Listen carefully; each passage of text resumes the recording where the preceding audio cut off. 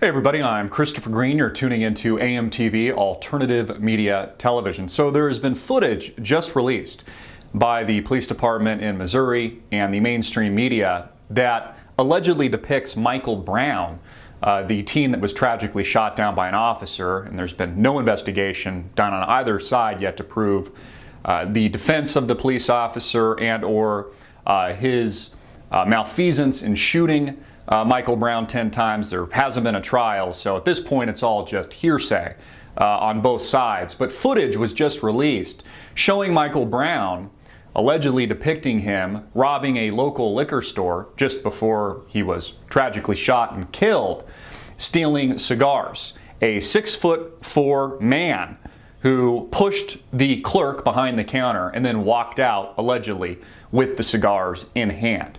If this footage is to be verified and is accurate in its depiction of Michael Brown, I think this really shoots a massive gunshot wound hole in the narrative that Michael Brown was taken advantage of by a police officer and shot tragically not too long ago. Now, of course, this doesn't take away from the weight and the repercussions that should be felt by the police officer, who should be prosecuted under the full extent of the law if it is proven in a court of law after looking at the actual evidence and an actual investigation that he was in the wrong in shooting Michael Brown.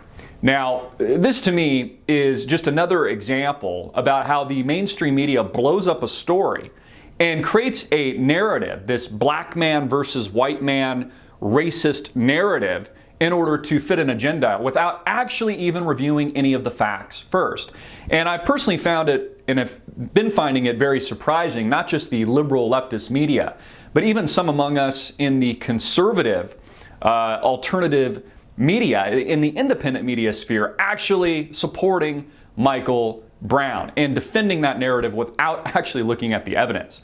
And this evidence, this actual credible evidence, allegedly depicting Michael Brown robbing a liquor store, shoots a major gunshot wound in that official narrative. Just like Trayvon Martin, who was also a thief and who also stole things from his locker, jewelry and other items. Now we know, at least allegedly, as this story is unfolding, and I've just seen this on TV myself, Michael Brown also a thief, a robber, somebody that steals things from other people, which means he has a criminal track record, and really discredits him completely.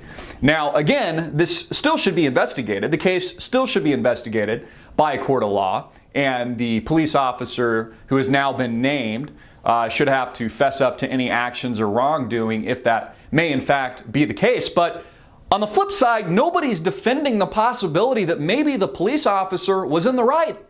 Maybe he was frightened and intimidated and being pushed around by a 6'4" individual who, by the way, has, at least according to this recent footage release, a historical and criminal track record, who's a criminal, who steals things from other people, who is a thief.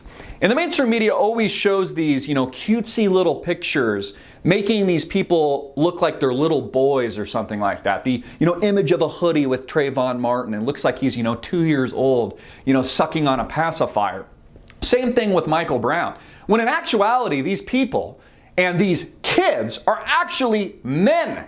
And Michael Brown, a 6'4" man, for God's sakes, allegedly pushing store clerks around as he steals cigars. So it just goes to show you folks, and it, at least in my opinion, a thinking rational person, totally and utterly discredits and shoots a massive hole in that official narrative, showing with actual vivid imagery that this individual was a criminal and somebody who stole things from other people. And again, that's the truth. What we need to focus on with this story is not the narrative black versus white, or the race card, or this racial narrative and the ensuing riots in Ferguson. What should be a primary focus here is the militarization of our police department in America. We see the police locally in Ferguson in full riot gear with semi-automatic and automatic weapons, totally militarized, driving MRAPs, vehicles that they use in Iraq and Afghanistan. That's what should be the focus here. That is what America should be fearful of, and that should be the discussion right now.